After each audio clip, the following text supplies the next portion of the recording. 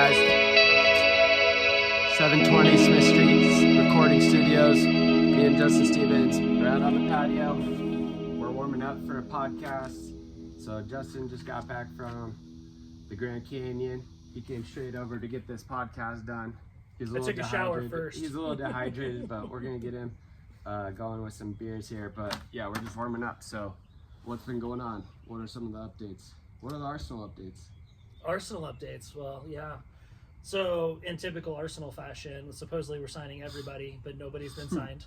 So that's fantastic, right? Zubimendi's coming, supposedly Yorkeresh is coming, Sesko's coming. So we're going to have, like, instead of having 7 left backs, we're going to have 3 strikers, 7 midfielders, and, you know, still 7 left backs.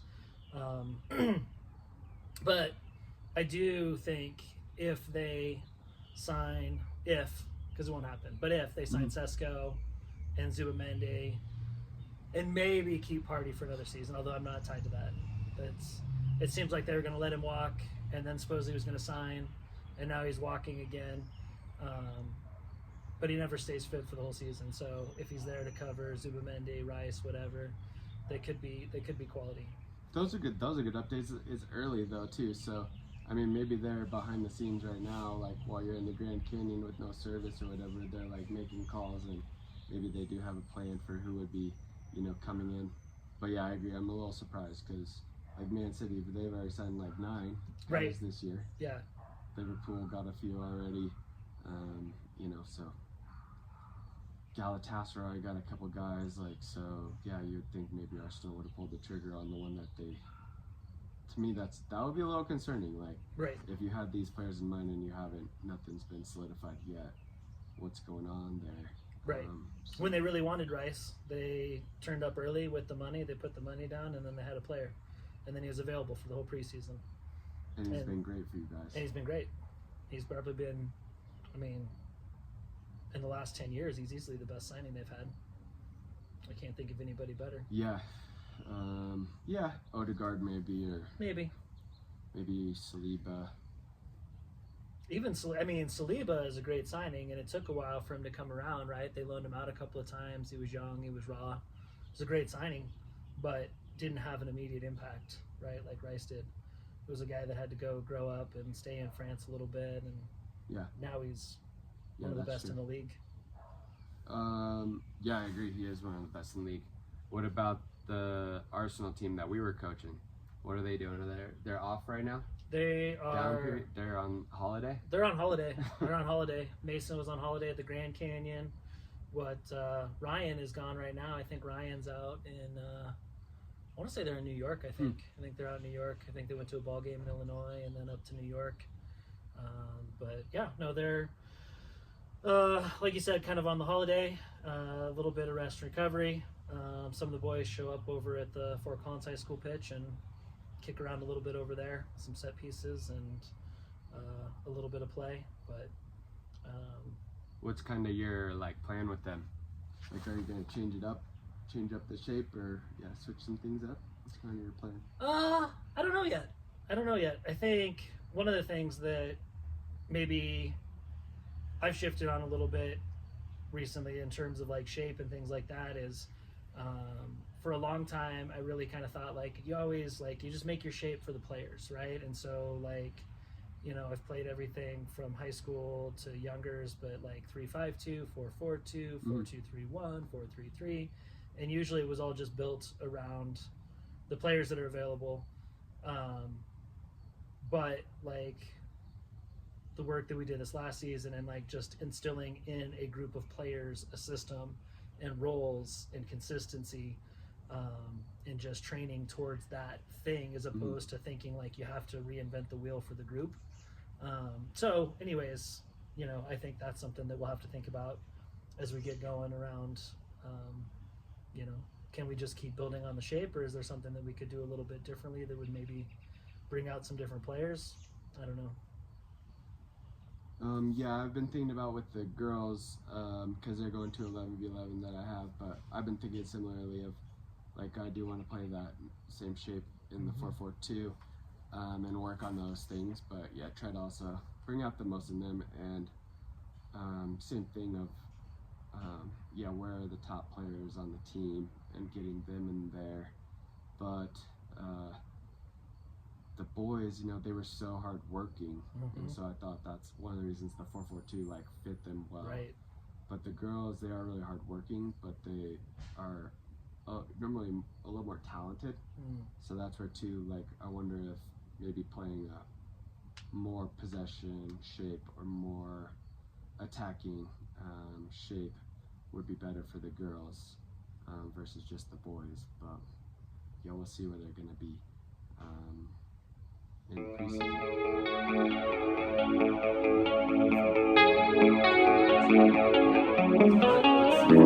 We'll be right back.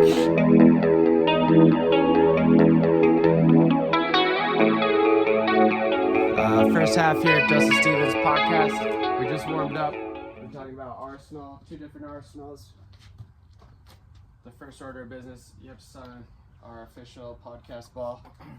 All of the guests Right on. get to sign our official ball. I can't read most of these. Well, you could take some guesses. There's some pretty good ones there. Who is this? I read like a 3rd grader. That might be upside down, but Is that any better?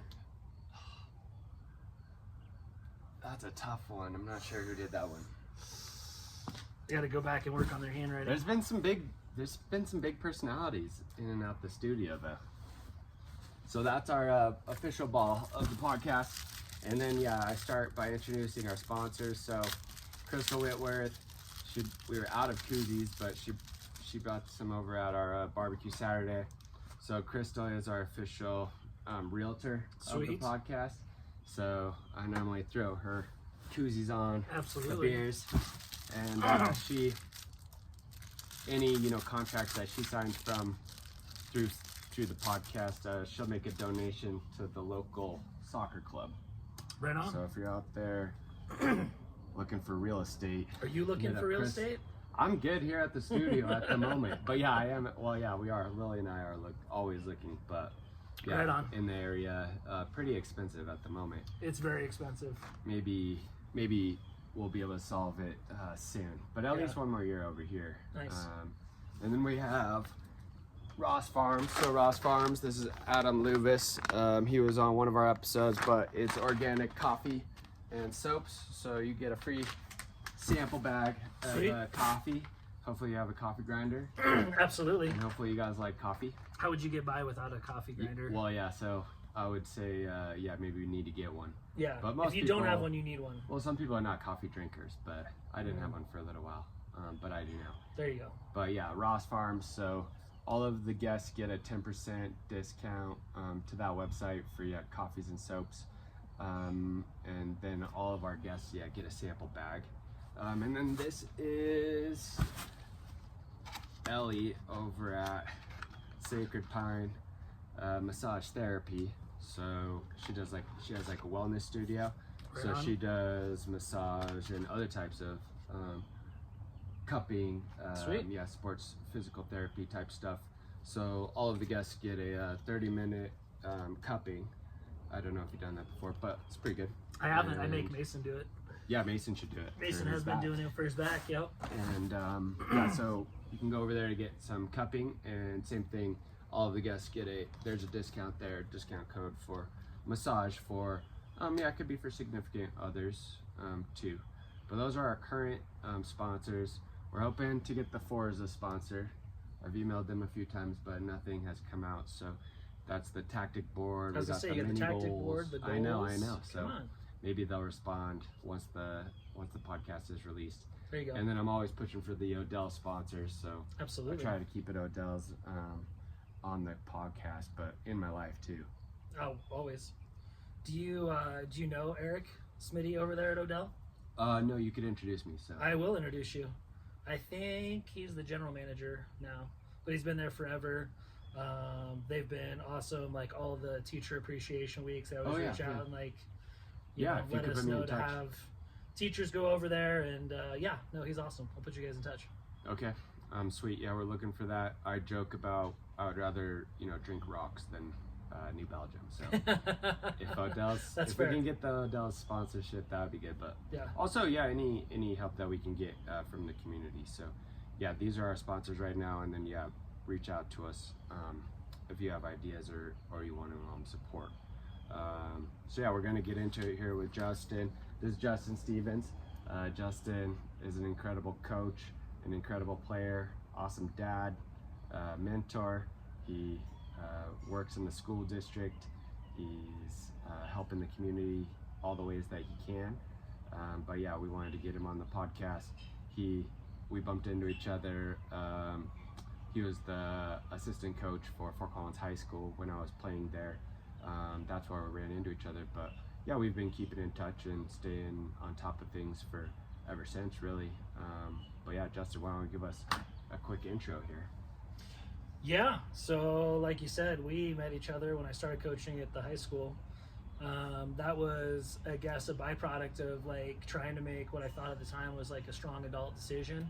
So I went to school at CSU. I knew I wanted to study English. I knew I wanted to coach soccer. So like one of the big, my high school soccer coach was an English teacher, soccer guy, and for whatever reason that just vibed with me. Like I hate math. I like physics, chemistry doesn't make sense to me. So narrowed in on teaching English pretty quickly. That made a lot of sense. The coaching piece made a lot of sense. The opportunities that I had to play in college were mostly like RMAC D2 schools. And at the time I couldn't like jump into those schools and do English and education and play. And so that's when I started weighing up like, okay, adult decisions here. I'm going to try and be an adult. I'm going to go to CSU, I'm going to get my English ed, and then I'm going to do that instead of like trying to play at an RMAC school or something like that. And so by my spring of my second year at CSU, I was volunteering with the girls team at Fort Collins, coaching goalkeepers. And then the assistant coach who kind of got me on board, I was playing club with him at CSU, Ben Seitz. I don't know if you know Ben. Yeah, I do. Yeah, so Ben was the one that actually like reached out to me. He's like, dude, we need somebody to work with our goalkeepers. Come over and work with our goalkeepers. So I was doing that. And then Ben left. And so I applied for the assistant coach gig and got that. And so I spent a couple of years. I think he's just investigating. Absolutely. Spent a couple of years as the assistant coach, I guess 5 years. But that's how I ended up at CSU, and Fort Collins High School was Ben. And then, like you said, we ran into each other there. Yeah. What is your current relationship with the game? So right now, I guess after I was the assistant coach, I was the head coach for 12 years, stepped away from that 5 years ago now because I got into administration at Fort Collins. So I was an English teacher, like I said, an assistant principal now. And so I had to give up the high school teams. And so that got me back involved coaching my own kids, which has been fun. So Mason is a 2012. He's going into 8th grade. He's over at Lesher, so right down the street. Yep. And so coached his team with you last year. Yeah. And then before we coached together last year, I coached Mason's PDL teams. So however many seasons that was, I guess 4 seasons, 2 years. And then recently, actually, as long as we're talking about Mason and the PDL team, I went straight from coaching high school, and like we were, competitive, like we were, in the mix for state titles and stuff like that. And so I had that mentality, and so like that season ended, and then 5 weeks later, I'm working with 8-year-olds, and every single practice, my expectations were probably not in the right place. Their heads were probably not in the right place. And so I came home every day from practice going like, what the hell did I just do? This is the dumbest thing I've ever done. I will never do this again. I don't know why I thought I could do this. I can't do this. But like 3 or 4 weeks into it, like got my expectations in an appropriate place, and they like met me in the middle and stepped up their focus and their engagement in the game. And so then, we worked together for 4 seasons with that group, or the core of that group. So it was a difficult transition at first, but it was good.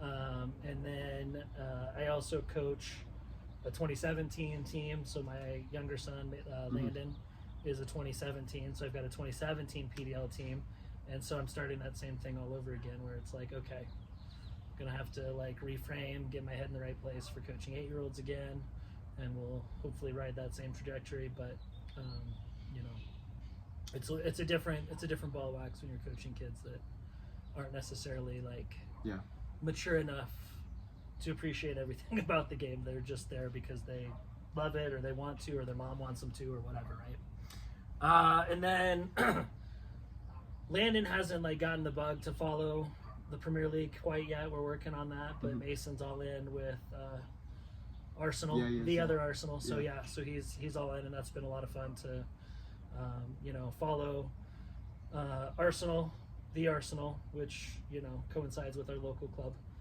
In name at least. We did used to steal their logo too. Yeah, that's what I heard. Yeah.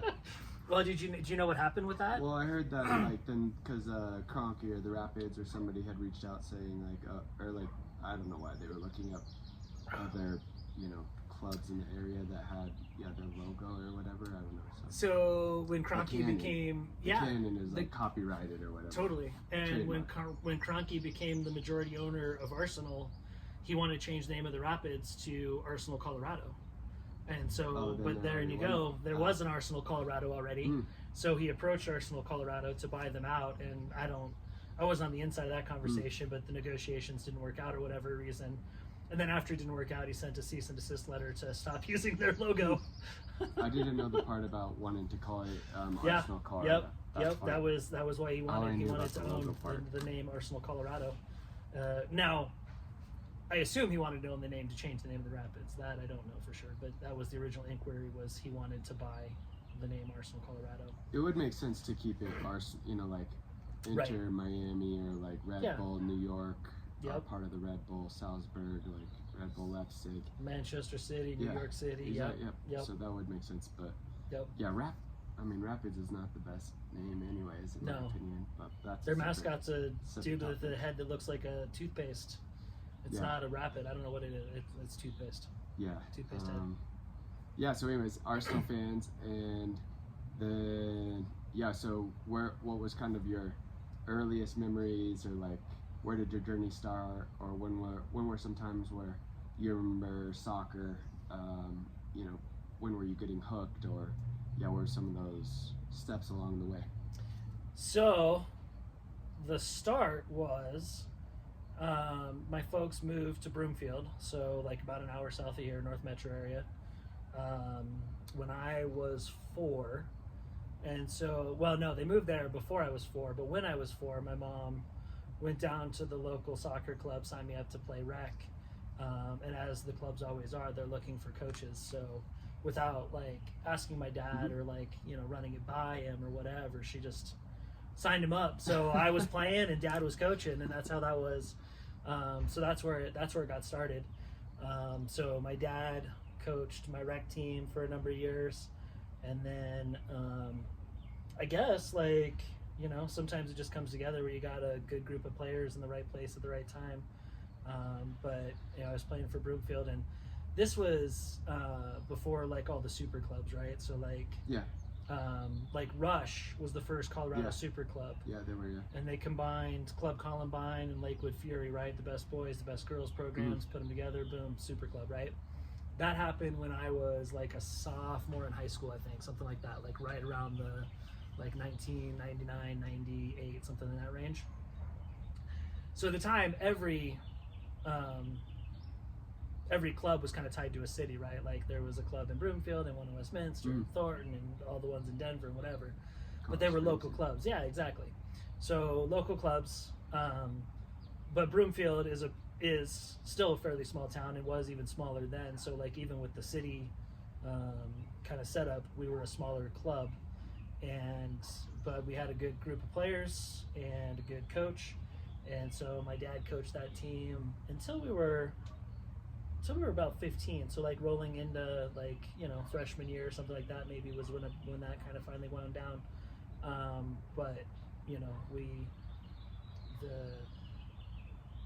rode that whole like wave up into that point, and we're on the verge of winning State Cup, and we just lost a lost a heartbreaker in the final when we were like 13 or 14, but a lot of I don't know. It was a lot of highlights to get to that point, and I guess we get to talk. Was that second half? We get to talk highlights. Second half. Okay, so I'll keep that for the second half. But so that was growing up and my dad coaching, and then once we got into the high school scene, played at Broomfield High School, and the coach there, Jim Davidson, coached. He started Broomfield when I was a sophomore, and so Jim was the only coach that I knew from Broomfield from then until he just finally retired or resigned, stepped away from it 2 years ago, I think. So had a long run at Broomfield, and they won like I don't know, 8 boys titles, I think, something like that. But yeah, that's the brief history. Were there any moments along the way that maybe were like challenging, or you were questioning like maybe I won't play soccer, or maybe I'll do other sports, or times when you were down? I definitely never thought that I wouldn't play soccer. That wasn't a thing. Soccer was, like I said, from the time they signed me up. I think my mom signed me up for t-ball one time. In fact, I know she did because she told the stories, but I don't remember it. But they said it was so boring they couldn't do it again after the first time. So seriously, yeah, it's so bad. So I think I played one season of t-ball. I started playing basketball late because I don't know why, just didn't get into that until I was like in 6th grade, 5th grade, something like that. So I played a little bit of basketball into high school, but soccer was always the number one. I would say like one of the more like comical yet difficult things was my senior year of high school. We were playing Brighton, which they're not very good.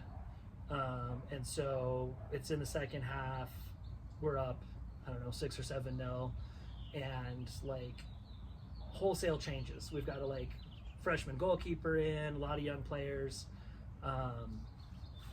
and Brighton plays this long ball into the box, and I think I was playing holding mid at the time, so I was kind of dropping in to just kind of head it clear. And our freshman goalkeeper came from behind me and didn't call it, of course, because he's freshman goalkeeper, right? And right when I think I'm going to head the ball, he goes to try and punch it, and his forehead hit me in the side of the jaw and broke my jaw. Oh, I didn't know that. Yeah, right? But I didn't know it was broken at the time. So, like, he hits me, and so all I remember from that was, like, the ball's coming in, and I remember, like, eyeing it like I'm going to head it. And then the next thing I remember, I was laying flat on the ground and like my eyes popped open. And when they say like, get your bell rung, that's the only time in my life where I actually like woke up to like ringing bells in my ears. It was crazy. So anyways, I like got up and just walked off the field and sat down on the bench. Like, I don't know, Jim, my coach, I was like, I don't remember if he said anything or if he just put somebody on or if he even knew I was hurt or what was going on. But it just, broken jaw, and that was like our like third to last game before the playoffs started. And so like a week later, so I went to the emergency room that night and it was too swollen. They couldn't figure it out. They're just like, it's swollen, come back in a week if it still hurts. A week later, I couldn't eat anything. I couldn't bite. I tried to eat a piece of pizza, like about as soft, like other than white bread, right? Like that's as soft a food as you can find. And I couldn't bite through a piece of pizza. So I was like, all right, I should probably go back. So I go back, broken jaw, and so we go and see the oral surgeon. He gets it all back in place, and I had to wire it shut for 6 weeks. And before he put me out to do that, I was like quizzing. I was like, but I could still play if my jaw's wired shut. And he's like, yeah, if you could breathe and tolerate it, you can play. And I was like, okay. So I guess apparently I don't come out of anesthesia. No, I don't know, whatever they do. Yeah, that is. I don't come out of that very well apparently. So it took till like hours after they closed. I think they kind of forced my dad to like drag me out. It was like on a second story. So apparently when I finally woke up, which I don't remember, they drugged me down the stairs, got me into my dad's car. Apparently on the way home, I told him I had to pee, so he stopped at a Subway. And I guess I went into a Subway, went to the bathroom, came out, don't remember any of that. Got home and called my high school coach, and apparently was like trying to tell him the whole plan about how I could still play with the jaw wired shut. And he told me later, he was like, I couldn't understand a fucking word you said. He was like, nothing you said made sense. I don't know if it was the drugs or your jaw wired shut, but I couldn't understand anything. Other than I'm pretty sure you told me you had a plan for how you could still play. It's like, yep, I got a plan. But I asked my dad afterwards too. I said, did you like walk into the subway with me? He's like, no. Like, how did you know I didn't like walk in and like pee in somebody's booth Yeah. and just walk out? Or like pass out or something. Or... Fall over, face down in the toilet, anything. I don't know. But yeah, so jaw wired shut. But I did get a play. So it's hard to... I didn't know you had that injury. Yeah. The only, I mean, like, knock on wood, there's some wood, there's like, some, only significant, like, big injury I ever really had. Like, there's always those little, like, niggling things, but that was the only broken bone, or, you know, I never, like, did a knee or anything like that, but that one was, and that was also before, like, concussion protocol, so as soon as my jaw was wired shut and I could breathe, sort of, like, I was back playing, which I don't think that's how that would go down now. No, but it's still not quite probably where it needs to be. Like, I think a lot of people are still not really cognizant of like what actually happens. Right. Maybe that's why you're not good at math. You know, that could be exactly why I'm not good at math. Or chemistry. Math and chemistry. That's probably where got knocked out of you there. I would have been a chemist otherwise. Missed opportunity. What about like playing in goal? When did you start like, you know, playing in goal, or like how was that for you? So I started playing in goal. Because normally they put the worst player in goal. That's right. That's how I ended up there, right? I started playing goalkeeper when I was 11. And probably because, I don't know, probably because I didn't want to run. Like, if I stand back there, I don't have to run. So like U11, first year competitive, I was 10. So I started playing goalkeeper, and that's what I did until I was a sophomore in high school. So I played goalkeeper pretty much exclusively. And that was what I did. But then when I was a sophomore in high school, just like a little bit of burnout, you know? So I guess that was a moment where I didn't think I wasn't going to play soccer, but as opposed to continuing that grind, I in fact, going into the high school season, I told my coach, I was like, I'm going to try out on the field. And he laughed, like audibly laughed at me. It's like, no, Jim, I'm serious. I'm going to try out on the field. He's like, okay, whatever you want, try out on the field. So then I tried out on the field and made the varsity team as a field player. And so I mostly played field the rest of high school. My senior year was a little bit like back and forth. We had a quality goalkeeper in the program at the time too. So it wasn't, you know, there was cover there. So there's flexibility for me to do something different. But my senior year, the other goalkeeper graduated. And so I kind of went back and forth. I played in the goal a little bit and out on the field a little bit. Still ended up mostly playing on the field. Just, you know, coach's decision. I think it made more sense that way. But there's times where I definitely think like there's a lot of missed development in that moment where you like just step away from that for a couple of years. But it was the thing that felt right at the time. Just was, like I said, burned out. And I'm glad I didn't like get burned out and say like, oh, I'm not going to play this game anymore. Or like maybe I could have focused on basketball or something silly.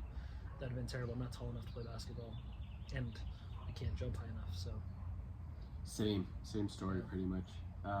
What about some influences? Were there any like other players that you grew up with that were good influences, or that you kind of like looked up to, or you know they were like carving a path and then you kind of wanted to like follow that path? Or coaches too. But. Yeah, I mean, I don't know. Like there were, like I said, we had a group of players that played together for a long time. That was a good like core group of guys, and so I think the player that like inspired in me the idea that you can't like just show up to training and that's going to be good enough, right? Like I played with a kid in high school. Well, actually, from the time I grew up, he was on that Broomfield team, and in high school, his name was Matt Martella, and Matt. By the time he was in high school, he lived like 1.5 miles from the school, something like that. And he would jog to the school with a football every single day, sometimes on the dribble, sometimes like juggling it. He would take it to class with him. He'd sit messing with it in class. I'm sure teachers love that. But he was the guy that like made me realize that what separates players in general, right, are the guys that put in a lot of work outside of just the regular trainings. Everybody trains 3 or 4 days a week. Everybody plays once or twice a week. the dudes that actually put in the time away from the pitch are the guys that accelerate. And so he certainly inspired me in that way. I mentioned Jim before, English teacher, high school soccer coach. So that he was a key figure. And it's funny, I guess, like our paths were very similar in a way, right? So like he grew up in Chicago, so bigger city or whatever.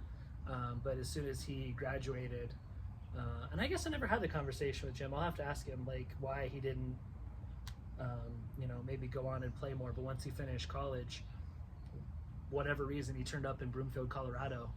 And so he's, 22, 23 years old, coaching high school soccer, teaching English. And then you fast forward a few years and the same thing. I show up at Fort Collins High School and I'm 22, 23 years old, coaching college or coaching high school and teaching English. But Jim has a real, just a real understanding for the game and an understanding for like how to motivate people in the right way. I think that was probably the biggest thing is we were always motivated to play for Jim. We would run through a wall for that man.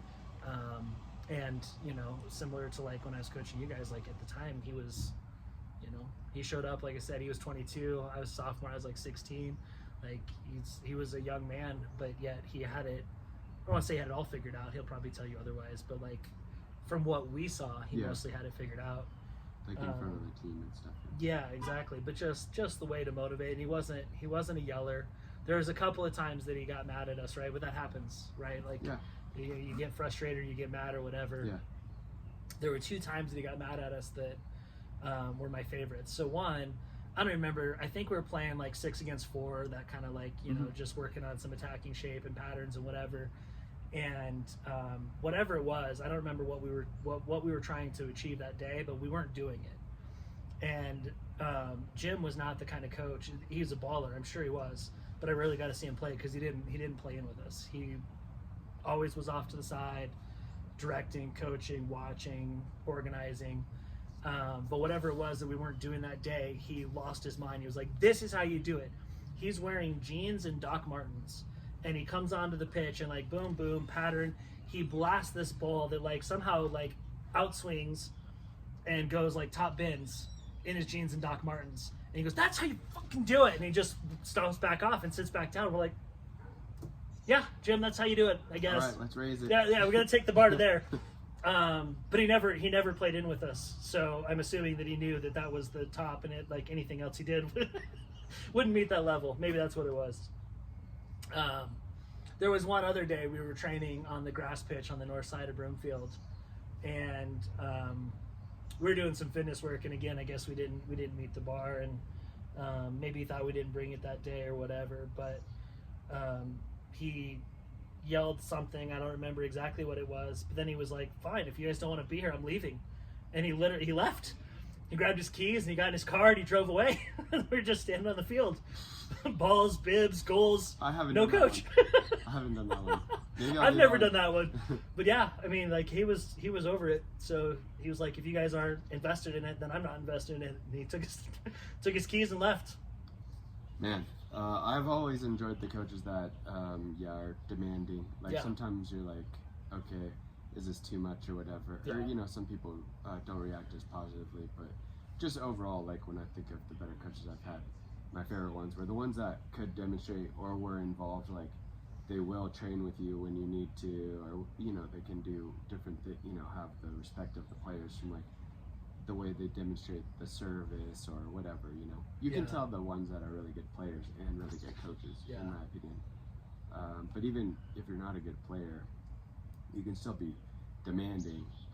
And so I do remember a lot of times when we were at Fort Collins High School, like I remember you were very intense, and not all of the time, but sometimes you were very mad at people, or you were very competitive in the training sessions or whatever, or in the locker room, but or on the bus, or whatever it was with our behavior. But I don't think very many people were like turned off by it. I think some people are scared, like they don't know how to react. But only a few people go like, "Oh man, Steve-O's like, what's his problem today?" most people are trying to like raise it or Right. understand what you're trying to say. So to me, that's a sign of a good motivator, a good competitor, you know, a good coach, a good leader. But those are good stories about Jim. I don't know Jim personally, but I do know some of the dynasty that they have there. What was that like with the team? And like you guys had a lot of success there. Like I know you don't want to go all the way into your highlights, but you guys were one of the top teams in the state, you know, at the high school level. Yeah. You had some nice accomplishments there. What were some of those like stepping stones? Yeah, I mean, the funny thing is, like, after that, Broomfield and like winning became somewhat ubiquitous, and it wasn't like that before. And I think again, it was sort of maybe like we had a good core of guys and we came together and the right coach, and so we won state in '99, and that was the first title at Broomfield in any sport since, I want to say before that the last one was like girls gymnastics in like '89. So like they hadn't won a state title in anything in 10 years. They hadn't won soccer ever, and so, you know, that I think in a lot of ways kind of kickstarted culture of success, right? And we kind of had that. We had that going on at Collins too. And when you establish that culture of winning, it's way easier to maintain a culture of winning than it is to create a culture of winning, right? And so I think it is hard work still to keep everybody up, right? You know? But yeah, you have momentum, and exactly. the standard is pretty clear. Yes. This is what the expected, you know. And those are the expectations. Your habits too of like, you know, these become things you do every day, skills you pick up every day. Totally. How to compete or be a good teammate. Yeah, go ahead. Yeah, no, but when you have that culture of winning, and then you have the right people in place, and so I think, you know, especially in a team atmosphere, like having the right captains, in a lot of ways, is also what like keeps that culture going. And so, one of the things I learned fairly early on, as a coach, was like elections for captains don't work, right? It's like can be, it turns into, it can be like a popularity contest, or it can be a like, you know, cliques start to emerge out of that or whatever. And so I've done it a variety of ways, but I just think being purposeful about, you know, not just who your captains are, but being purposeful about picking your captains, being purposeful about, you know, empowering them as leaders and teaching them leadership, so that they can, you know, push the group forward is a big deal. And I think about some of the teams, be it when I was in high school or coaching youth, when you had the right captains in place that could kind of keep pushing the group even beyond what the coach does sometimes, right? Because like you said, a good coach is going to push the group. Yeah. But sometimes if the coach is pushing hard or even too hard and the captains are folding, well, now it's over. Yeah. Exactly. But, you know, if you have the right mentality with your captains, or even with your leaders, right? You don't have to have an armband to be a leader, but, you know, the right mentality with your leaders, they're going to push on and accelerate and take everybody with them, right? They're not leaving people behind. And so that's kind of what happened with you guys at Broomfield? For sure, right? I mean, like, we had the right coach, and then, you know, we had three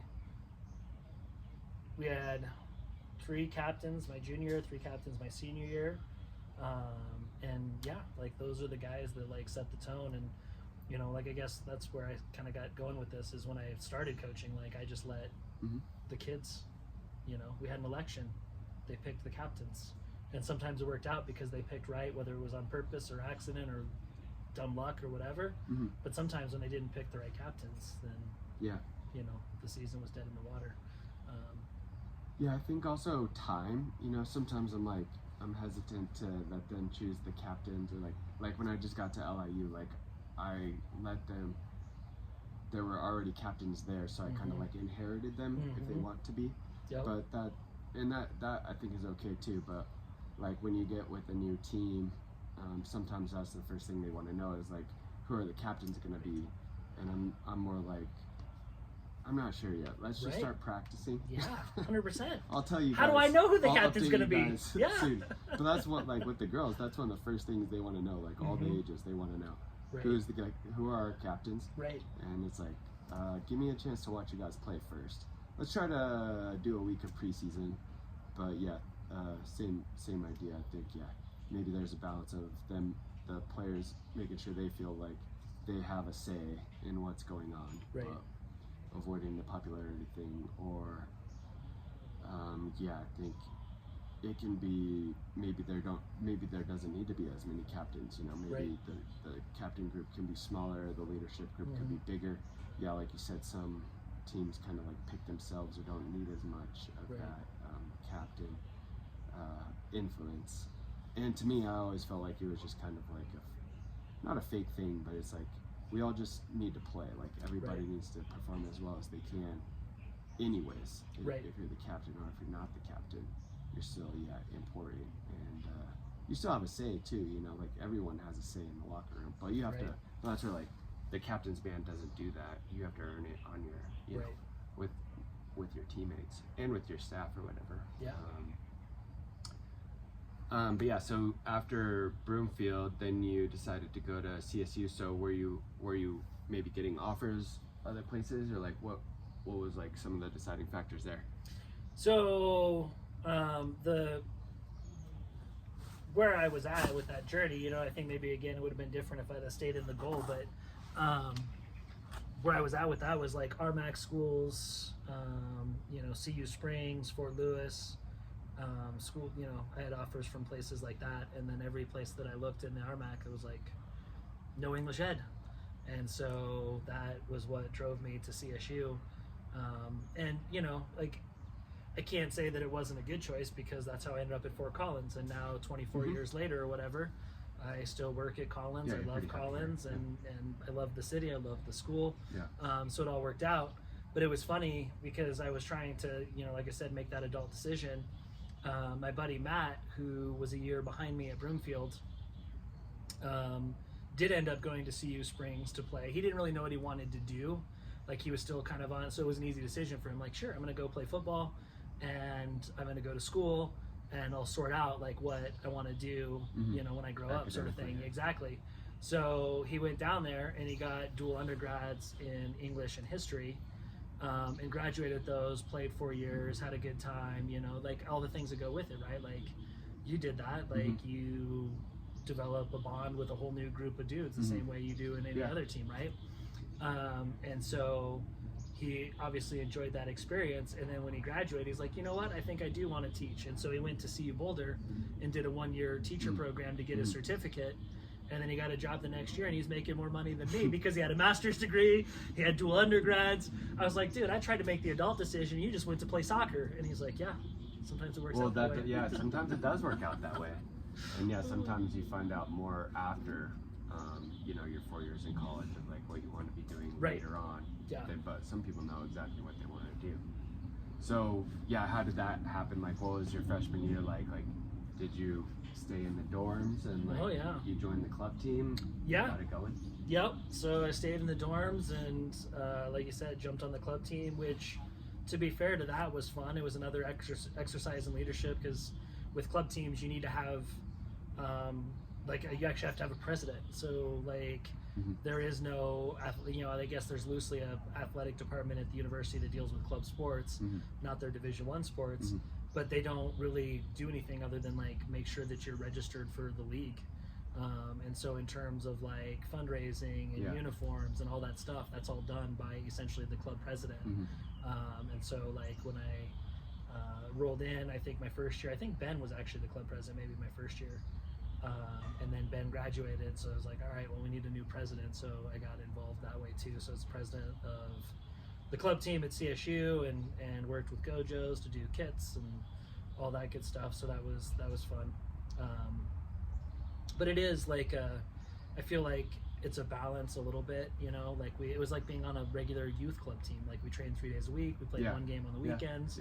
So it was more low key than like what was your training schedule? I mean, it's a full-time job, essentially, but I do recommend to a lot of families that it can be a good, not only going Division I or Division II or Division III, but the club programs like CU, they don't have Division I men's soccer, but men's or women's, the club is a good option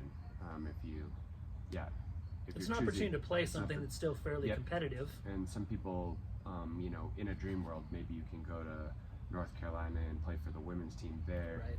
and get a good degree. But also you could go to North Carolina if that's where you want to be, if that's where you want to study, and you could play club soccer there. Right. And you, like you said, you normally train a few days a week.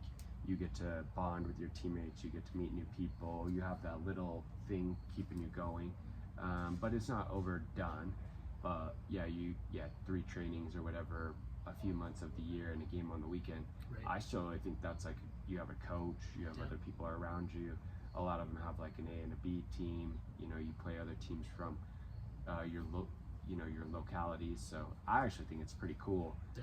Probably some people don't choose that because they think it's not a high enough level for them or whatever. But I'm like, Right. you could go to the middle of the country to Division II school where you don't know anybody, Right. or you can go to your favorite top school, Right. right down, you know, wherever you want to live, Yep. and play there. So yeah, anyways, I think that's a great opportunity. Who is coaching?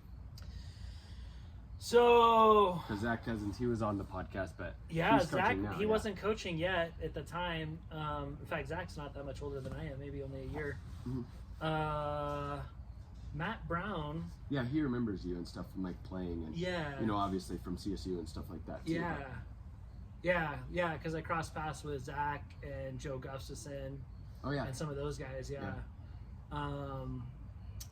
But Matt Brown was our coach, and Matt had played at Brown, funnily enough. He was a goalkeeper, and so he was the coach. He was doing a doctorate at Matt Brown. CSU. Yeah. Yeah, he coached one of my club teams too. Yeah. Oh, He right was on. great, Yeah. Yeah. Yep. But yeah, so he was there doing his doctorate work, and so he coached the team for 2 years. He and coached then- the gold team with like Whitworth and Connor Tobin, and I played up an age group on that team, so that's Nice. how I know Matt. Yeah. Yeah. Well, there you go. So that's who it was. Matt was trying to help me get into Brown, but then I sent them my transcripts, and then it was over. But you got into DU. I got to DU, There you DU, go. but not Brown. But yeah. That's all right.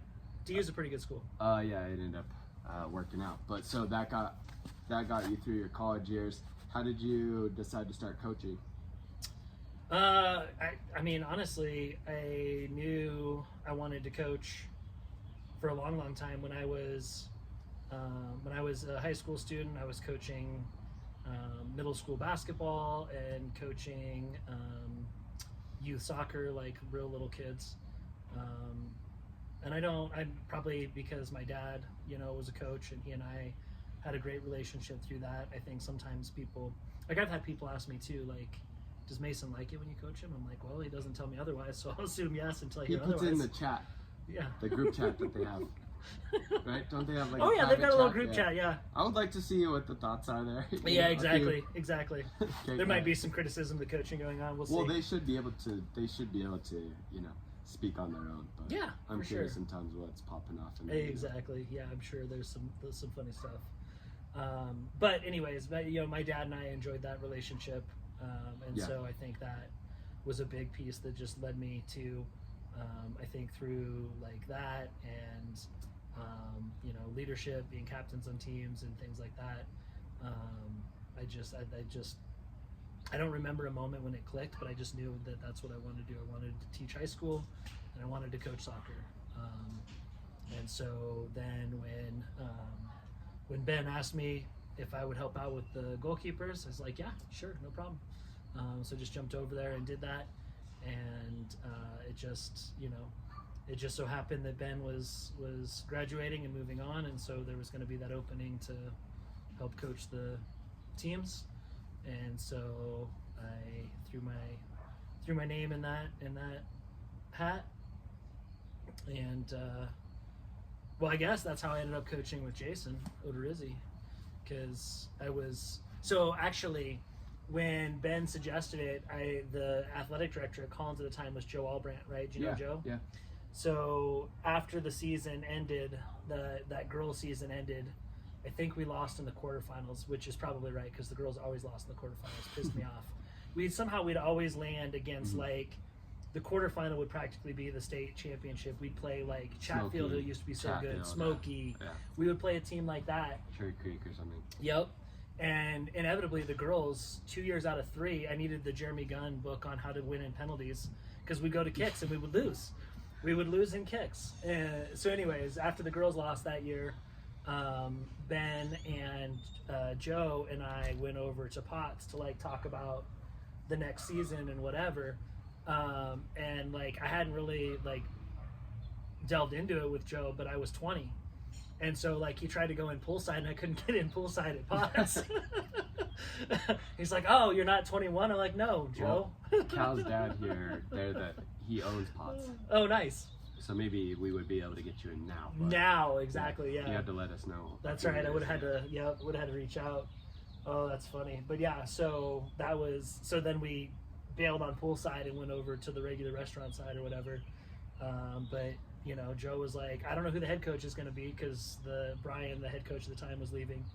And he's like, but you're going to be the assistant coach. I'm going to tell him that. And I was like, okay. So they posted the head coach job, and then he hired this guy, Jason. And so then he just told Jason, like, hey, I've already got your assistant.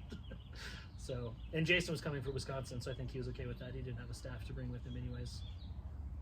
Nice. And then, so you were at Fort Collins as an assistant for a few years. Yep. And then you became the head coach?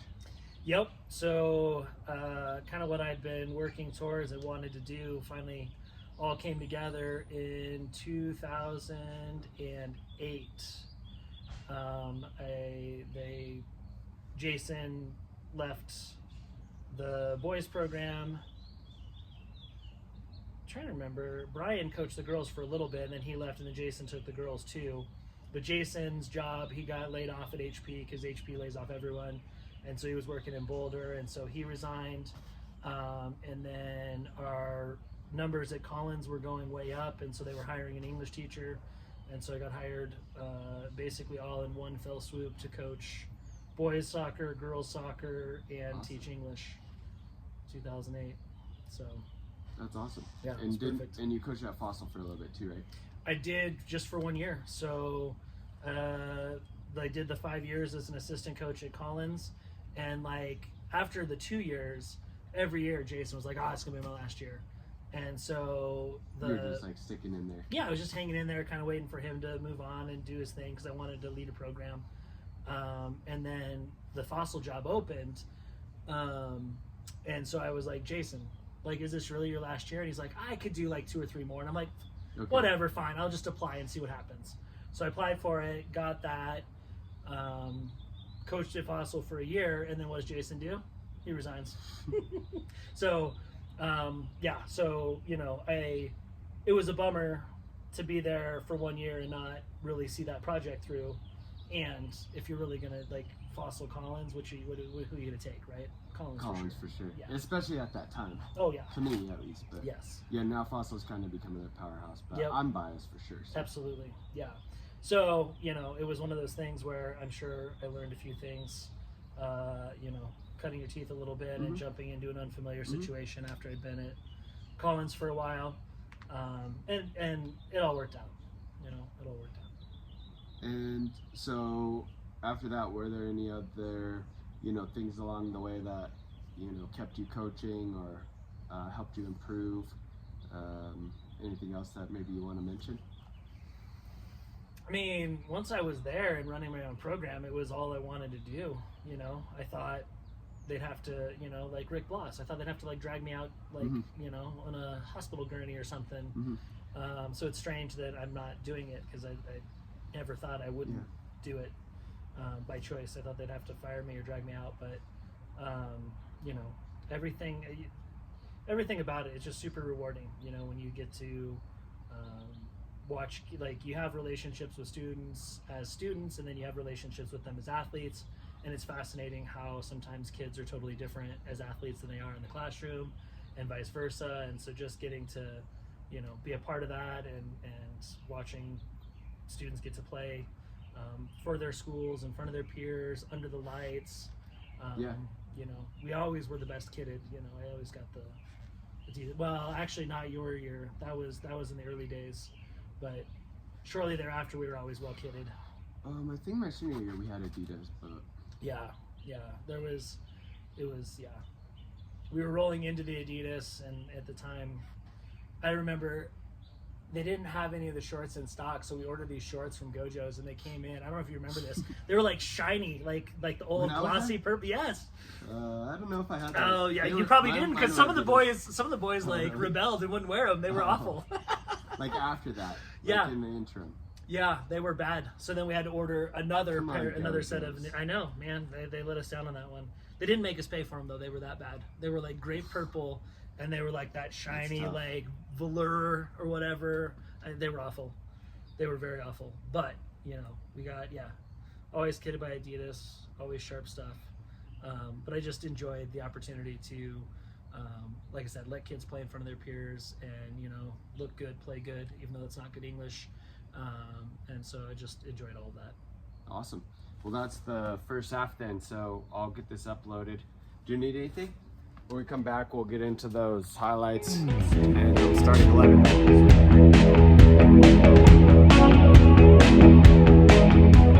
got the second half here. Justin Stevens podcast. Had a little intermission. Got a little whiskey though at halftime to keep us fueled up. This is Fireside Fireside Mile High Spirits. Mm-hmm. Yeah, that's what it is. So, awesome. Anyway, that's cheers. Great. It'll definitely make you play better in the second half. Yeah. Well, I like to have something a little stronger for the second half because I'm mostly just watching, right? Like looking at this team. So yes. It gives me plenty of creativity, like to ask questions about the players or some of your highlights. But yeah, the second half is a little bit more just about Justin with his accomplishments or bigger moments that he's had, and then we'll get into his starting 11. But yeah, where should we start? What were some of those bigger moments for you or for the boys as well? Yeah, for sure. I mean, like if you go back to sort of what we were talking about with like back at the beginning and Broomfield Blast and a little local soccer club. When we, like I said, we were probably 13 or 14, something like that, and we're playing in State Cup, and I think nobody really like thought we were gonna do anything, right? Everybody kind of takes for granted, like, oh, whatever, it's Broomfield. But we had a good team, good group, and we were playing. The teams changed so much. I think they were called Club Colorado back in the day. Yeah. And were they one of the ones that kind of morphed into Real? Mm-hmm. Were they? Yeah. Well, it was DC. Oh, DC United. DC Thunder, or what was it? Or yeah, DC. It might have been Thunder. It was Douglas County. It was Douglas Thunder? County. It might have been Thunder. Yeah. Yeah. Yeah. But anyway, yeah. So it was one of those teams. Cello was the coach, Gio Cello. Mm-hmm. He was at Cherry Creek for a long time and down with those big Denver clubs. Yeah. And we were playing his team in the semifinals, and they were probably the favorites to win it, right? Mm-hmm. And everybody thinks we don't even belong in the semifinals. But sometimes that's motivation. Oh, for sure, right? You're the underdog and you're going to play that card, or you want to prove yourself, whatever it is, right? Mm-hmm. Yeah, there's inherent motivation that goes with that. And also, like, I think a freeness too, right? Like, it's like playing with house money. You were supposed to be out of it, or people thought you were supposed to be out of it, or whatever. Mm-hmm. And we played great. We scored on a set piece in the first half. One of our center backs, his name was Mike Sewell. Mike had the biggest vertical of any dude I ever played with. He was like 6'1", 6'2", so he wasn't like huge, but his vertical. If the bugs are bothering you, we have bug spray and stuff too. No worries. But his vertical was just phenomenal. I've got a picture. We were playing Dakota Ridge, different game, but I've got a picture. Mike is jumping and he's like at the pinnacle heading the ball, and his feet are like at the dude's shoulders beside him. The other guy hadn't really gotten off the ground, but Mike could jump like that. And so Mike scored on a header from a corner kick in the first half. And as football goes, they had a little bit more of the ball, and they're probably a little more technical than we were, whatever. But just a class group, hardworking. They're in the second half. I don't think it was a set piece. It was a counterattack, and they were building down the right flank, and they served this ball in the back post, and they had this striker. His name was Vincent Kofa. Oh yeah, Vincent. Yeah. Vinny, yeah. Yep.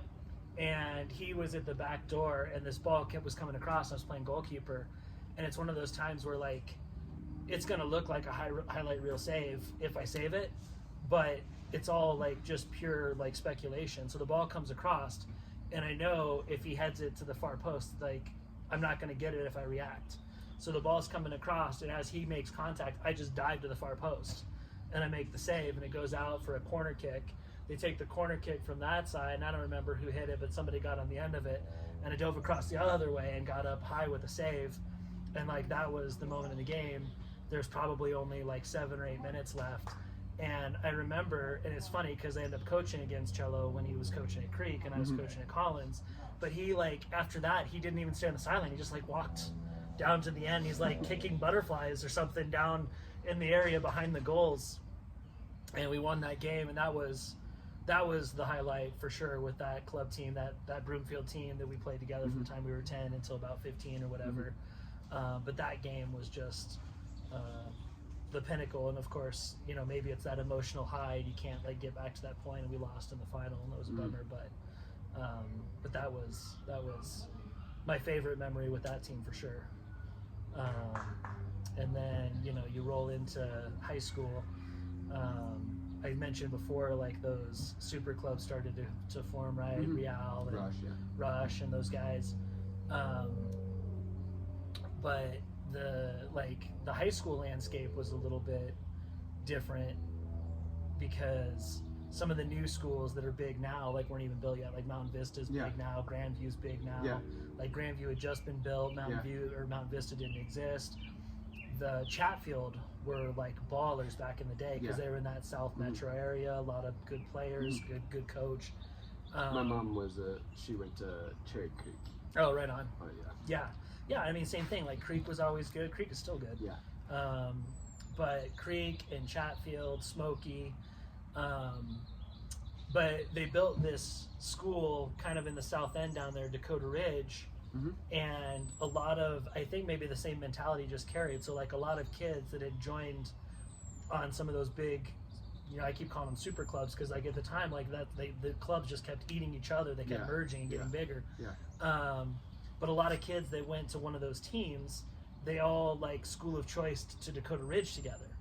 And so they made this like high school super team too. And they won a state title. They had won 49 straight games, and so we were playing them. Who were some of those guys like that were on that team or like that formed those like super teams? Were there any people that like, stood out? Because like Vinny was. I was gonna say, I remember Vinny for sure. I don't remember what club team he played for, but at Dakota Ridge, their baller was Matt Janis. I'm trying to remember where Matt went. Matt went Division I somewhere, and that was like. As a field player, that was the big rivalry for me because Matt was an attacking midfielder and I was a holding midfielder. So Matt and I would do battle, right? So he's the guy that I remember. I don't remember a lot of the other dudes from that Dakota Ridge team, but Matt was a baller. I think he might have gone to Stanford, but it was before. It was long before you would have been there, obviously. I think he went to Stanford. I'd have to double check that. But Matt and I battled, and there's two things. Well, to finish the first story, they moved the game to Colorado Christian University because they had that really beautiful grass pitch down there at CCU. And so they rescheduled the game at CCU.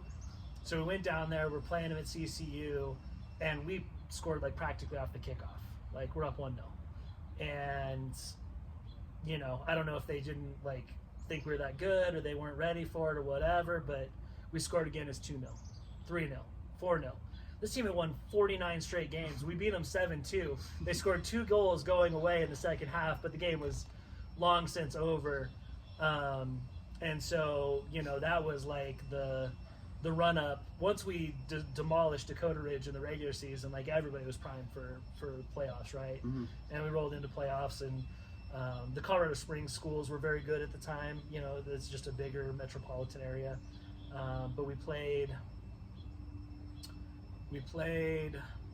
Lewis Palmer in the final, and we beat them 2-0, and we won that 99 state title, which, like I said, I think kind of like kicked off the dynasty at Broomfield.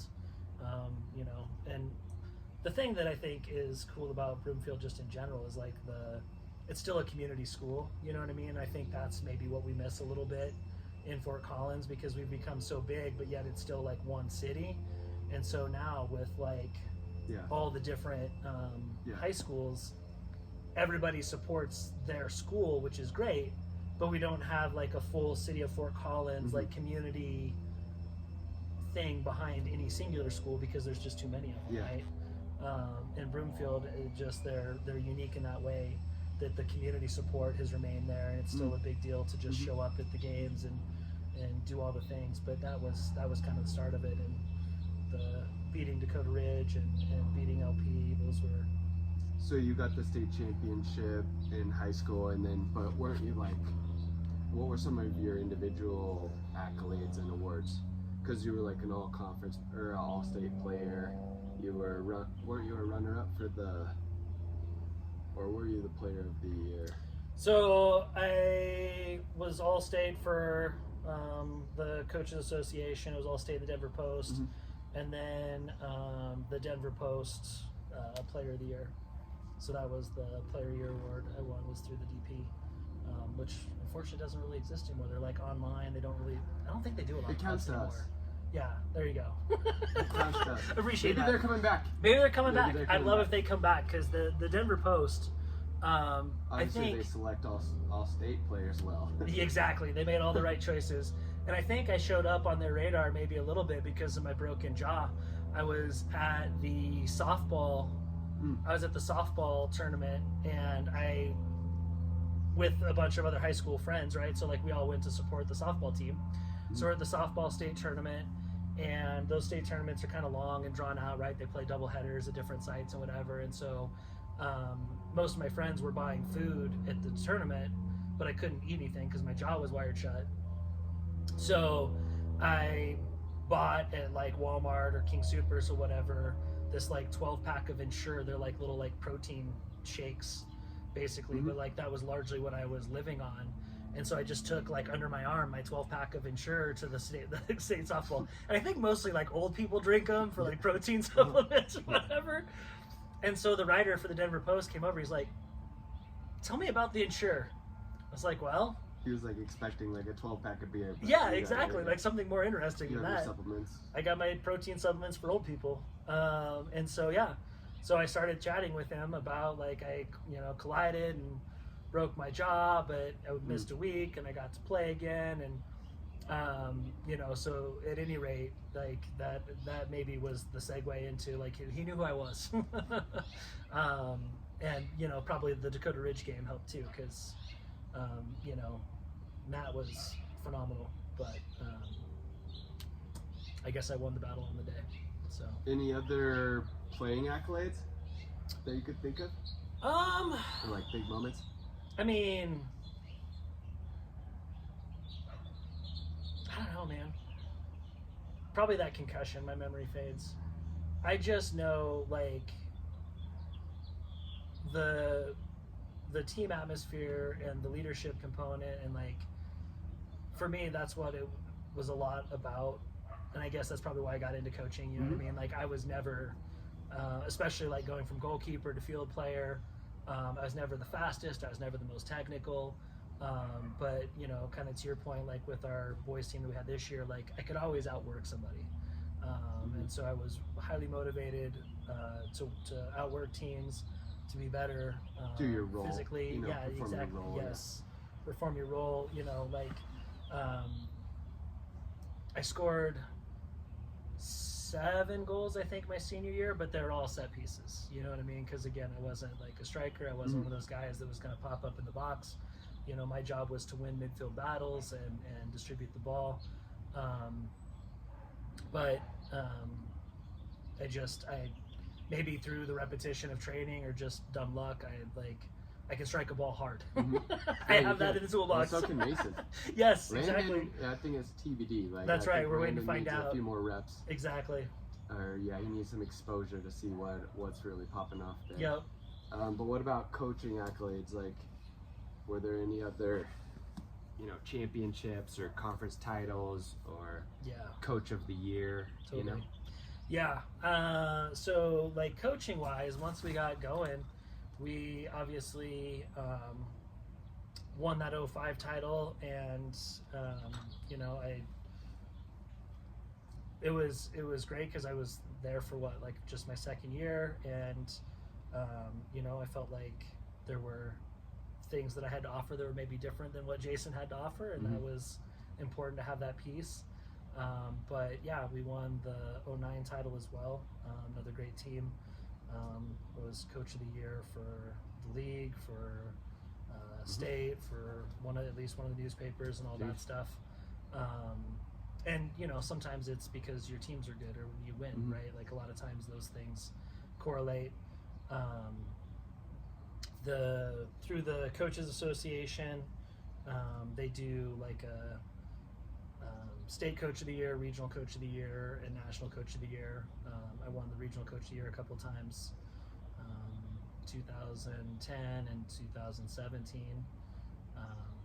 Like I said, with the girls, we always got close, but we couldn't quite get over that hump. The quarterfinals, kicks from the mark, that was the death of us. But we made the finals once, and of course lost to Chatfield. We lost in the semifinals once, and we lost in the quarterfinals to the eventual champions, I don't know how many times.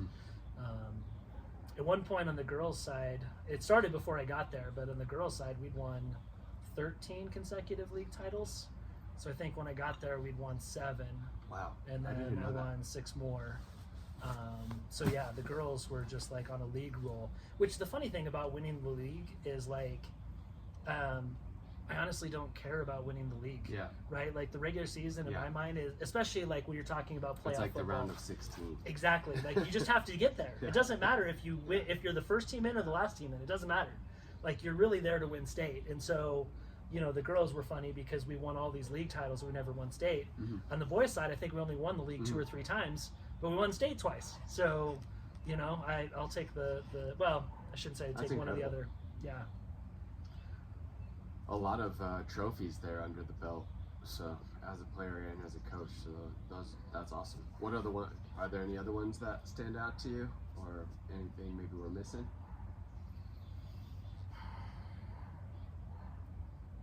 I feel bad for the other league coaches. They didn't even get a shot at there. The league title would have been nice for us. Who cares about these league titles? Who needs league? Right? It's a bunch of guys quit because of you. Yeah, exactly. I hope so. I'm never gonna win. Right? It's or girls. I just meant coaches. Sure. Yeah. It's just I don't know. To me, that's what you want to do. Is you want to, in that environment, you want to peak at the right time and you want to win the tournament. Yeah. The Thunder just won the NBA. They were the best in the regular season and they won the championship. But I think they were saying that's the first time in 17 years or something, right? Most of the time, it's not the team that wins the regular season that wins the playoffs. It's really about peaking at the right time and being healthy and having the right mentality in your group. The from when I took over, actually from even before when I was working as an assistant coach, so it was from that 05 title season to about 2012-ish, somewhere in that range. On the boys' side, we had by far and away the best playoff win percentage in the state, and it wasn't even close. Even your Cherry Creeks and whatever. And obviously when you've got 2 title runs in there and a couple of semifinal runs in there, that helps because every time a title run is 5-0 in the playoffs, right? Semis is 4-1. But when you looked at that stretch where, like I said, we had that winning culture, and then we were just building on it, and we probably, I think when you look back, we probably could have worked out another title or 2 and it just didn't happen. But the success was there, and I think that's something that at the time when I was looking at it, it was almost oh my gosh, here we are, all we do is win. Yeah. And I love that. One of the this could be our last little story before we get into the starting 11, but I was always surprised by that 2000, I think it was 2007 Fort Collins team, because they had won. I don't even know if I realized that they had won. Right? Didn't you guys win in 2007 also? 2009. Oh, 2009. Yeah. So Fort Collins won in 2005 and 2009. Yes. And so when I was like with all due respect to all of those players and stuff, but that's where Fort Collins High School probably had 20 years in a row of more talented boys teams than that 2009 team, but they were one of the ones that was able to win it, you know? Right. So Yeah. even there, like, you wouldn't necessarily expect, like, you know, out of all those groups, or Right. making it to the semis, making it to the quarters, making it to the finals. But sometimes you win, or like sometimes the path is there, and then sometimes it's not there for Right. whatever reason. Well, and sometimes it's just it's the group, or it's the mix, Yeah. or whatever, right? You know, like Or you your said, it was opposition. It can be a Sure. off year for some of the yeah, opposition teams or coaches. And Nick Hawley was talking about that when he was on the podcast, because he was saying the last time Pooter High School won a state championship was when he won with like 05. like Matt Bradyhoff and Yep. Trowbridge and Alan Yep. Thornton and those guys, Yep. and Nick Whitworth. But Yeah. he was saying like there were a few years where he thought for sure like that was like the team was better, that they had talented players, Yeah. and they just weren't able to do it. And so many coaches asked Nick of like at Pooter, Yeah. they are still like, how did you win this? Right. And he's like, honestly, like, you guys are just as good coaches as me. You just Yeah. like sometimes it comes together, Yeah. sometimes it doesn't come together. So Well, and it's like the weirdest things, right? Like the one title that I know we could have won that we didn't, and I don't remember exactly which year, but like Alec Fronapfel and Yeah. Anthony Priest and those guys were seniors, Jake Rademacher, like we were loaded. And Boulder's always good. yeah, and, they are. That's true. Yeah. Right? And so, and they play on that little postage stamp down there, at Rec Field, and they're very rehearsed on all their set pieces and everything they do on the small field, right? And so we lost to them in the quarterfinals a couple of times, and they were just better than us, right? Like they beat us on their set pieces, their rehearsals, all the things. We went down there that year that those boys were seniors, and we kicked the shit out of them up and down the field for the whole game, right? And then we tied 0-0. And so you go to overtime, and I kid you not, in overtime, like the goalkeeper makes the save, he's laying on the ground. It kind of bounced awkwardly, like over it, like behind him. So our striker, he was our reserve striker because either Alec or Anthony was off the pitch at the moment. But he has to turn backwards. And instead of just like turning and then getting his hips around the ball and kicking it, he tries to like back heel it with one foot in front of the other, and he misses the empty goal in sudden death overtime. Like that was the moment. And if we just scored that goal, sudden death, done and done, semis, finals, I guarantee we're going to win it. But he misses it.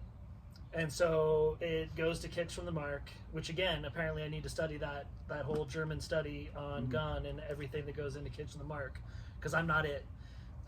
We lost on kicks, and like that is maybe the most dumbfounded I've ever been as to how you could lose a game, but soccer's that way, right? Like sometimes you could be the better team, you could play better, you could be the worst team and get lucky, all the things. And in that day, like we just didn't score the chances, and God, we kicked the shit out of them though. See, isn't that funny how like out of all the, you have so many good moments, but then you remember those ones that like, we could have had it, We could have had it. We could have had it. But Well, those are some nice accomplishments, Steve. Congratulations on everything. And you should be really proud of those. Sometimes people, we don't always want to like brag about all of the league titles or whatever, but lots of people don't win any and stuff, So, as a player and a coach, good job. But let's get into your starting 11. So, this is the viewer's favorite part of the show. Okay. So, the viewer currently is only me, but there will be So, but you future speak for the viewers. Yeah, it is the viewer favorite part of the show. But we have the tactic board over there from Forza, and so you can bring that over, and then let's just make sure that Forza is soon to be a show sponsor. Yes. They'll have an advert going in right now before the starting 11. But let's just make sure. A lot of people put it like on their like knee or whatever, but just make sure that the camera can kind of see the board and what's going on. Okay, and then you can start vertical? it from however you want to do it. Whatever. I normally start from like the goalie in the back. Perfect. And yeah, you can choose subs. You can put yourself in there. Great. We'll talk about the coach or the tactics, but yeah, go for it. So. Well, we need a football to play football. Yep. So we got that. We're going to go with blue because Broomfield High School was blue, and it's closer to purple for Collins than red. So we're going to be the blue side. Down here in goal is a guy that I think you're familiar with, David Martin. Yeah. David made a couple of saves in the final against Smokey that were, legitimately game-saving saves, which is what you expect a guy to do. And do you stay in touch with Dave? No, but he probably, I mean, I have his number and everything. Yeah. I haven't kept up with him in a little while, but he was, Chris Binghart also selected him? I love that. Well, he was an alternate sub? as the goalkeeper. Who did he select over Dave? Joe Willis. Okay, that's fair. And so, yeah, close one. But even, we were talking about, Dave, really worked hard. But even in trainings and stuff, where we played 5v5 or 4v4, he would play on as a field player. And he really worked at it, too. Yeah. Like, he trained on his own. Yep. And, he actually kind of a late bloomer, too, right? A little bit, yeah. And he, but he always had that work ethic. And, he was on that rush team that was really good also. And definitely I would say, underrated player, overlooked often. Yeah. But he played for Charlotte. Yep. I think with 4-year starter, wasn't he? Yeah, pretty close. Yeah. And he played professionally afterwards. Yep.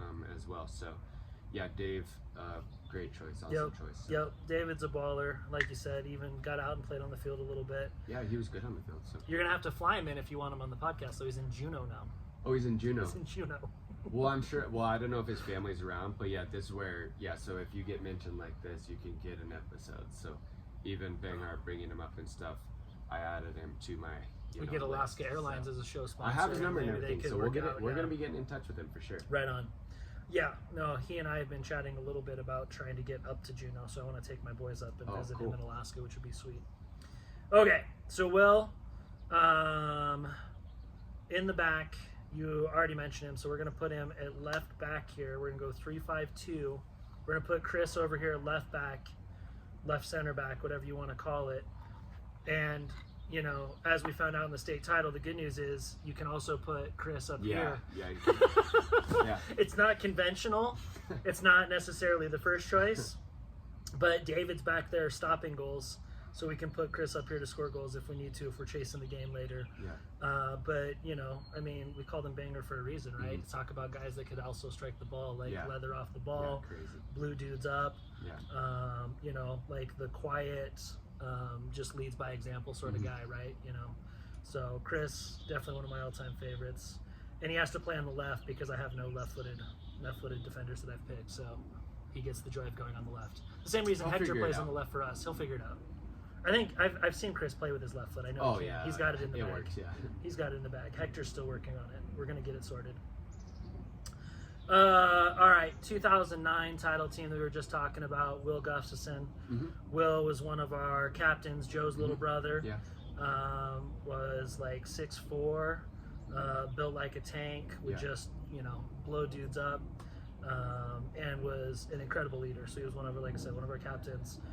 Great leader, and it's important to have leadership back here, right? Like when you think about it, right? Already I've got captain. Yeah. So leadership is playing a big one.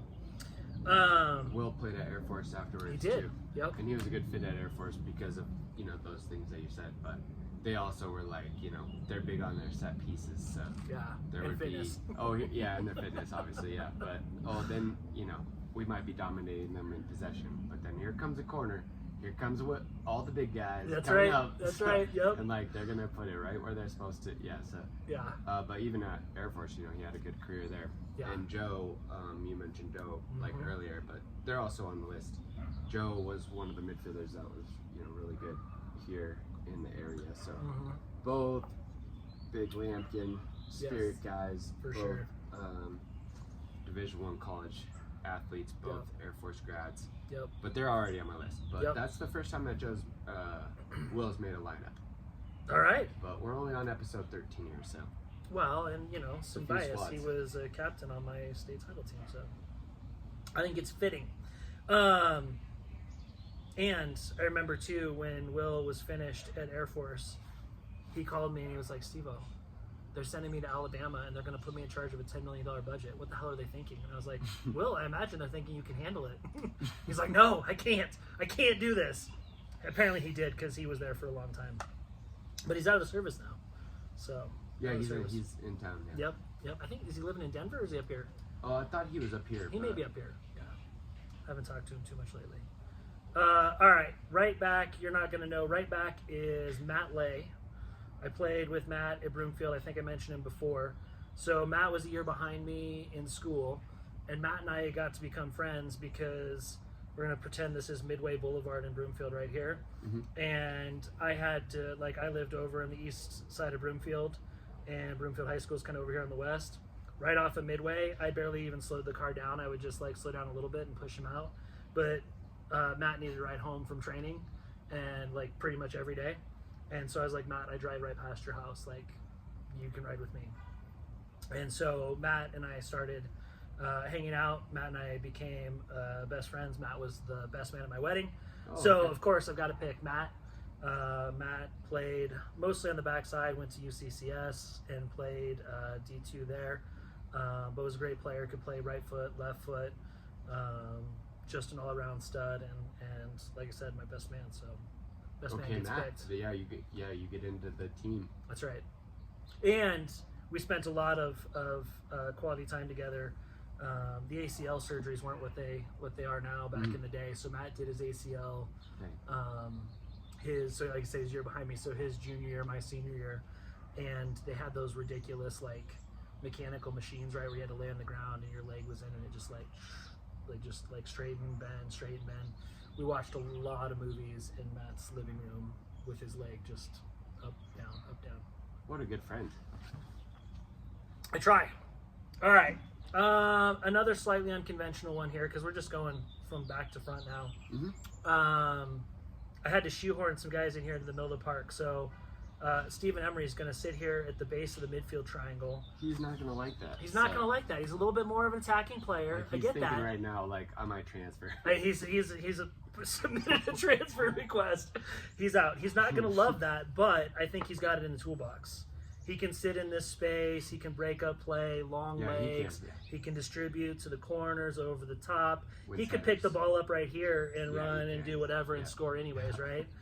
I don't remember what piqued my curiosity the other day, but I was looking it up. He's still like in the top 5 for goals, assists, points at Metro. Yeah. Oh no, he set a bunch of records. Yeah, he set a bunch of records. Unfortunately, a couple of them have been overtaken. Is he? Yeah. I didn't know he's in the Hall of Fame, but he's still in the top 5 and like pretty. I know, right? Yeah. They put our team in the Hall of Fame. Now that you mention it too, they put our Broomfield High School team in the Hall of Fame. So I guess I'm old enough to be in the Hall of Fame too. Yeah, that would be with Chassa though, right? But yes, yeah. This high is school. the Metro. He's a Metro State Hall of Fame. It's good that you don't have to be dead to be in the Hall of Fame, because that'd be bad. Yeah, I'm like, there was nobody else, but I'm just kidding. No, Steve, he was really on a tear. So yeah, he was having some crazy stats. Yep. And you and I have talked about this a little bit before. He reminds me of my son Mason, because a little bit of like a late bloomer, like came into his own. Yeah. You know, in those latter stages of high school, and then just exploded onto that RMAC scene. So yeah, he did. Yeah. You know, and that's why I encourage too of, you know, like Steven could have definitely gone to Division I. Like even at Denver, I was telling the coaches like, there's a guy over there at Metro that's really good that could definitely, you know, but didn't work out. But even at, you know, at the D2 level in the RMAC, all you got to do is just like rip it up and get as good as you can, you know, and then take the opportunities that are in front of you. Yep. And he's an example of that. So. Yep. And he got picked up by the Rapids. I think he was able to roll in as a homegrown. Yeah, he was able to sign as a homegrown. Yeah. Yep. So did that until, what's his name? Was it Oscar? Who was the coach at the time? Was it somebody got sacked? And then when the coach got sacked, he kind of signed some new guys, and they let some guys go. And Ricardo got more impacted by that, I think. Yeah. He was still there with Guppy and Gary Smith. Yeah. But yeah, he was on the pod, so you'll see the full story. Oh, good. I haven't seen that one yet. Yeah. Well, it's not released, so. Well, there you go. I've had some previews of some. Maybe I've seen more of some others. You've shown me some. There's some samples out there. I love that. All right, so he's got to play a little bit deeper. because in front of him I've got a player I played with at Broomfield, Matt Martella. Matt was the guy I was mentioning earlier. Like he carried his football everywhere he went. It was attached to him, and the byproduct of that was when he was on the pitch, the ball was stuck to him like it was when he was running all over the place. One of the other things I like about Matt was he was like the least physically dominant player ever. Like Matt is like 5'6", built like a twig, not fast. Like when you talk about guys that have all the physical attributes, Matt doesn't have them. And I say that with the most love, because in spite of that, like, like Messi, right? Like little tiny dude that somehow sorted it out. That's who he was. Just sorted out how to be better, how to dedicate himself, how to be involved. And he just sees things on the pitch that other dudes didn't see. Well, and when of course, when you know where the ball is, you can pick your head up. That's right. So you can do a lot of other things, right? That's a key component. That is a key. And that's one thing you can do, that's in your control, is you can be good with the ball no matter what size you are, because then you'll get bigger, you know what I mean? But if he didn't get bigger, but then young he players was good with the ball. That's he right. was good with the ball, so he could get by that way. Yes, yeah. He played bigger than he was for that reason. All right, over here, I think you know him. He went by Izzy. How many times have you been picked in the 11? Not enough, honestly. Damn, for my really? own podcast, you would think. That's insulting. Maybe people are being Well, biased. this is a local pod right now, so I've been in quite a few. That's good. Also, a lot of the people that have been on, are some of my better friends and everything. But, yeah. Yeah, I didn't only till like episode 3 that I didn't make the lineup, so I was like, okay, not inviting them back. That's right. They are coming back. One of the rules of the show is that I don't have to be in the lineup, so. But you didn't tell me that. I thought you had to be. It's looking like a good midfield. The midfield is going to come together. The beautiful thing is these guys are interchangeable, right? Because Matt, he's not the biggest dude, but he can break up. I know you've got it in the toolbox to come underneath. We're going to make Steven do that work and win all the headers for now. But that's a solid midfield. Yeah. A lot of interchangeability there. A lot of creativity, a lot of vision. I mean, we're going to have all the ball with this midfield. So we don't even have to worry about winning headers or winning tackles or any of that stuff. We're going to have all the ball. But I will say, like, picking you to go in the middle of the park is such an obvious choice because you do all the things. And that's part of why I really enjoyed Mason getting to play for you. Yeah. Is he wants to be a midfield player, whether it's on the flank or in the central or whatever. But just getting to see the game through your eyes. Like I said, like I was a destroyer. Like that's when I moved out of the goal, like that was my job. And so like I see that and I am that or whatever. But Mason has more of an eye for the creativity and for being able to get forward. And you have all the tools in the toolbox, and so Mason wants those tools, and so it's just been fun to watch you guys work together and to get better. Fun, So, obvious selection. All right, you ready for a less obvious selection? Sure, let's This might be a first. Okay, yeah. Not because he doesn't deserve it. We'll put Dusty Geyser over here on the flank, on the left flank. I've been texting Dusty. Dusty, where's your phone? Dusty, answer your phone. Sometimes they think like, oh, well, I'm not good enough or whatever, but I'm like, he would be on my team too. Absolutely. Well, he'd probably come off the bench, but go ahead. Yeah, but clutch goals, right? Yeah. This guy scored the game winner in the state finals. Yeah. So if you scored a game winner in the state finals, you get to be in the 11. Huge team guy too. Yep. Huge team guy, great, just great energy, great passion. Like would do anything for the team. Yeah. Like if I asked him to play goalkeeper, he would do it. If I said, Dusty, I need you to play left back, he'd be like, Coach, I don't know how. I'd be like, dude, you'll be fine. He'd be like, okay, fine, I'll do it. He would do anything for the team. And like I said, when you score a winner in the state final for the first Collins state title since 1990, you get to be on the team. I agree. So. Right? Okay. Over on this side, I get to play Dad and Homer a little bit. I'm going to pick Mason to play over here on the right. He gets to cut into his left, utilize the tools a little bit. I couldn't get him in the middle. But look at the midfield, right? He couldn't get into the central. Maybe if there's an injury. So he's got some flexibility. Hometown pick. So he's going to get in on the right-hand side. He'll like that, or like once Steven transfers, then I know. Yeah, exactly. Well, and the good news is, since you've taught him all the things, he can actually play That's here true. too. That wasn't in the toolbox before he played for you. Yeah, it's true. Yeah. We were just talking about the regional tournament, right? Yeah. Somehow we got beat over the top. We were actually Yeah. playing 3-5-2, so these guys went wherever they went. They went like this. I don't know why they were like that. Good They went coaching. like this. Really good coaching. This guy was out of bounds. Yeah. This guy was running up the park. Yeah.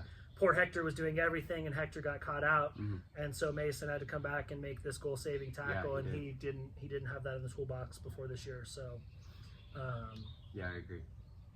so And I where think I did we said go? on the bench, I was like, what a player, you know, or like what a beast. But he wouldn't have done that 1 year ago. No, So 100%. that's crazy to see. Yeah, Like 100%. at the regionals, you know, there's some good players there. He was chasing down a forward that scored on a lot of teams there. He scored on us too, unfortunately. Yeah, he did. Yeah, unfortunately. And he outran us on the left back over here a couple of times. So he showed a little pace that I didn't even know he had. All right, up top, first striker. His name's Thomas Flynn. I played with Thomas at Broomfield. You know Thomas? Yeah, of course. Right on. Because he went to DU. He went to DU. That's right. I actually forgot about that. So he graduated right before I got there. Okay. But yeah, go ahead. Yeah, no, that's actually great. I forgot that you would know Thomas. But yeah, I mean, was like all the things that you would want. He would come back and pick up the ball. Like, I mean, as much as I hate to say it because he's a Spur, like he's kind of like Harry Kane, right? Like he would come back here and pick up the ball if that's what you needed. Or if you needed a goal scorer like in the box, he would finish out of the air. If you needed a poacher to just arrive late and score, like Thomas checks all those boxes. Kind of unassuming when you look at him, right? Like got kind of a gangly gait to him, and you don't think that he's gonna just like run past you. You don't think he's gonna arrive in the box at the right moment, but he always did, always does. And so Thomas scored a game-winning goal in a state final in 1999. So per the previously stated rule, Thomas gets in the 11. And then tackles hard. He actually played more in the midfield at Denver. That's right. Yeah. And he was a captain there too. But yeah, he made another one of the other lineups. Nice. But yeah, when I was a freshman, he was graduating, but he still helped everybody get acclimated, or as an alumni, he showed a lot of support, or would be coming down to the locker room after games or whatever. So yeah, I can see that one too. Love it. All right, other striker, Samuel Dietz, also scored a game-winning goal in a state final. So 3 state finals. Oh, I didn't know Sam scored in the final. Yep, Sam scored the first one. He scored the game winner. We won 3-0. So, funny. I'll tell a funny story about that in a second, since it's not about Sam. But Sam scored the game winner. He scored the first goal. You got some game winners out there. Got some game winners. It's what you need. You got to have game winners. You do, If you don't have game winners, you don't win games. So Sam scored that game winner. Sam scored a boatload of goals that year. Not an aerial threat. I was talking about Thomas had that in the toolbox in a lot of ways. But he's the guy that would pick up the ball at whatever spot and go score a goal, or he'd arrive late in the box and score a goal. He was deceptively fast, so he'd get behind, he'd arrive, did all the things, team guy, and of course he's been the coach at Collins for the last few years. So. And he was pretty good on the dribble. Like he was kind of surprising that he could dribble by you a little bit. But that's he could kind of just like pick unassuming, it up, right? And then get going. But yeah, that's an interesting pick. I didn't know him as well because I was already graduated and stuff. But he also played at CSU. With the club team. Did some CSU club, he's coaching over there at Fort Collins High School. But that's looking good. Who's going to manage this group? Or are there managers? A few coaches? A few coaches, a few managers. I mean, if we're going to bring in all the managers, right? Like, so, let's see here. I get my old man in over here, right? Like I said, that was the formative experience. A lot of post-game talks in the car, a lot of time and dedication, a lot of learning about the game. My dad played, obviously, as you would imagine, like in a time when soccer wasn't big in the United States. And so he really had to learn the game, from the ground up, and did through his USSF. I know he got his C for sure. He may have done his B. But was a very smart man and just like was dedicated to learning about football, so he could coach. And then I already talked about Jim a little bit, but we'll get Jim over here. That English teacher, soccer coach, inspiration. one of those guys. And I didn't pick myself in the team because I'm not good enough to compete with these dudes. But I can manage these guys. Player coach. I can manage these guys. You can sub in. So, Come on. yeah, we'll go player coach. Like I'll go Ryan Giggs. Like past my prime, but like if 4 dudes go down with injuries, I've got my boots in my bag. So plus you're playing in the training sessions. Well, for sure. Yes. You're helping Dave get better in goal. Absolutely. So, you want some close calls? Some reserves? Yeah, honorable mentions. Yeah, like you said, like who's on the bench here? Because that's hard for me too. I'm like, there's dudes that I would have absolutely, dudes and dudettes, as a matter of fact, that I would have absolutely picked. But it's hard when you're looking at this team. So, starting at the back, Chris Cooperis was our goalkeeper for the 09 title team. Yep. Chris is fantastic. Katie's on my list, but I should put, I'll put Chris on there too. Yeah, absolutely. He went somewhere on the East Coast and played a little bit, and then concussions unfortunately cut his career short. I can't remember which school he was at, but he went to East Coast, and then he transferred back and played at Regis, and then too many concussions. But Chris was a stud, another leader in our backs for that 09 title team. And then speaking of Katie, if you wanted an actual... Well, you can. Some people have chosen female players. Oh, absolutely. And I would. I just, could I take Steven out? I don't know. But Katie in the middle of the park, 100%. Alex Cousins, middle of the park, 100%. Alex and Katie are players that could play anywhere on the pitch, you know what I mean? And I think, so Katie's senior year, we played Mountain Vista in the quarterfinals. It was one of the best high school girls soccer games I was ever a part of. Since I didn't play, I guess I didn't get to be a part of girls soccer until I was a coach. But Katie was a senior, and Sophie Smith was a freshman. No, Mallory Pugh. Mallory Pugh was a freshman in Mountain Vista, and they were both central midfield players, right? So they went head to head in the middle of the park. It was a fantastic battle. But anyways, to the point about Katie being able to play anywhere, in that game, Katie started the game in the middle of the park, was balling out like she always does. Yeah. And then our goalkeeper got a concussion, she got kicked in the head. I think the ref should have called a foul. But so what do? We put Katie in goal because we're up 2-1. I think 2-1. I think we're up 2-1. It was Katie, you got to go in goal, and Katie goes in goal and she makes saves. I think actually maybe it was 2-2 at the time. Yeah, she's a great athlete. She's a great athlete, and so she jumped in goal and she made some saves for us. And then the most ridiculous thing that I've ever seen in my life, this player, who knows, maybe it was even Mallory, I don't remember, was dribbling away from the goal on the edge of the box. And Maddie Ott, who's another great player, by the way, makes a tackle right on the edge of the box. Number 1, I think, is a good tackle. Number 2 is on the edge of the box. Number 3, the player was going away from the goal, but not only does the referee give a foul, he gives a penalty.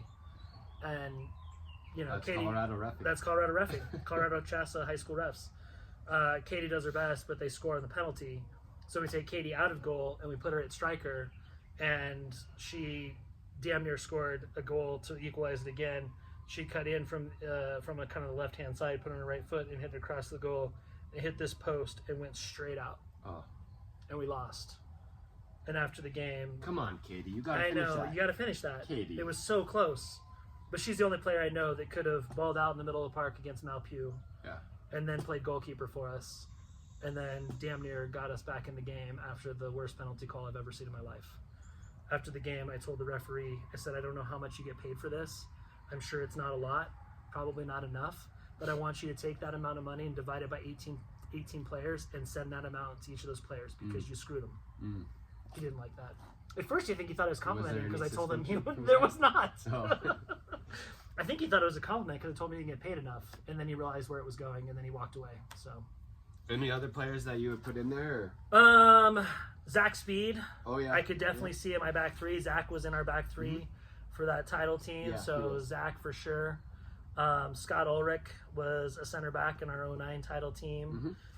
Super smart dude. Went to he was doing some research like body mechanic stuff. I believe at Stanford. Oh yeah. So then I actually linked up with him. I forgot the name, but yeah, I went and linked up with him because maybe you put me in touch with him. Could have.